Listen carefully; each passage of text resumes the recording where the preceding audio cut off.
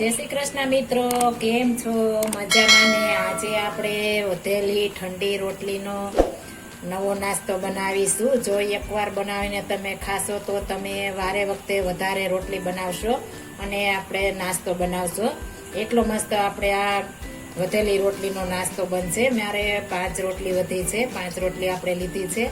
આ રોટલી એકદમ હેલ્થી અને શરીરમાં પણ ફાયદા કરે એટલો મસ્ત આપણે નાસ્તો બનાવીશું। આપણે આ નાસ્તો બનાવવા માટે હિંગ લીધી છે, પછી ચાટ મસાલો, કાલા નમક, સંચળ કહે છે તે, ફુદીનો અને ચાટ મસાલો, આ બધા મસાલા આપણે યુઝ કરવાના છીએ। આપણે આ મસાલા આપણે ફુદીનો ને બધાને શરીરમાં કામ પણ આપે છે, એટલા માટે હું ફુદીનો નાખું છું અને ફુદીનાની ફ્લેવર પણ એટલી મસ્ત આવે છે। હું આખા વર્ષ માટે સ્ટોરેજ કરીને રાખું છું। એટલે હવે આપણે આગળની પ્રોસેસ કરીશું।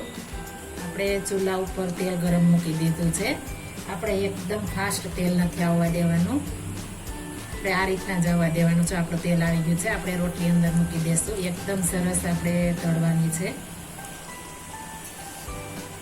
આપણે સાઈડ ચેન્જ કરી નાખશું। આપણે વજન દેવાનું છે। આપણે જો સરખી નહીં જોડવીએ તો આપણે ખાવાની મજા નહીં આવે। આપણે એકદમ ઉપરથી ક્રિસ્પી કરવાની છે અને અંદરથી એકદમ સોફ્ટ બનાવવાની છે। આપણે ફરી સાઈડ ચેન્જ કરી લેશું।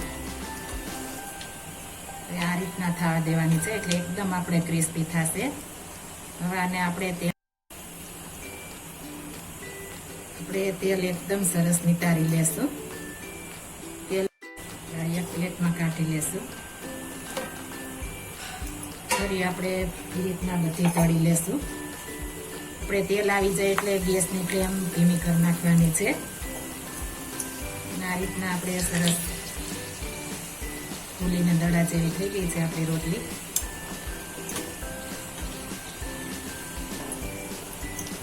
આપણે આ લંચમાં પણ બાળકોને ભરી દઈ શકીએ છીએ અને આપણે કોઈ ટૂર પિકનિકમાં ગયા હોય તો આપણે 3-4 દિવસ આ રોટલી આપણે બગડતી નથી। આ રીતના બનાવીશું એટલે આપણે ટૂરમાં પણ લઈ જઈ શકીએ છીએ, એટલી મસ્ત આપણે આ રોટલી બને છે।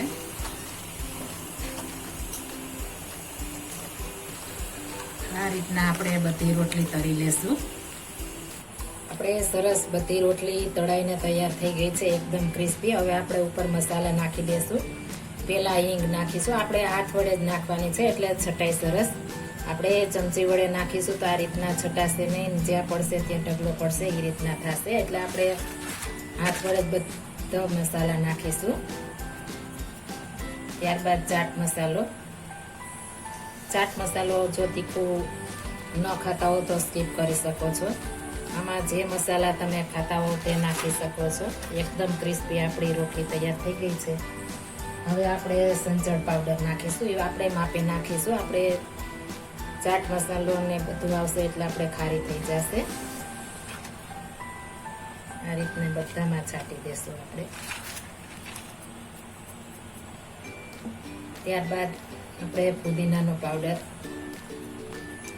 આ ફુદીનો ફરજિયાત છે। ફુદીનો નાખશો તો જ તમારે ટેસ્ટ આવશે, નહીંતર ટેસ્ટ નહીં આવે। એટલે ફુદીનો જરૂર નાખજો તો જ આપણે મસ્ત નાસ્તો બનશે। આપણે બધી રોટલીમાં સરસ કોટ કરી દેવાનું છે આ રીતના।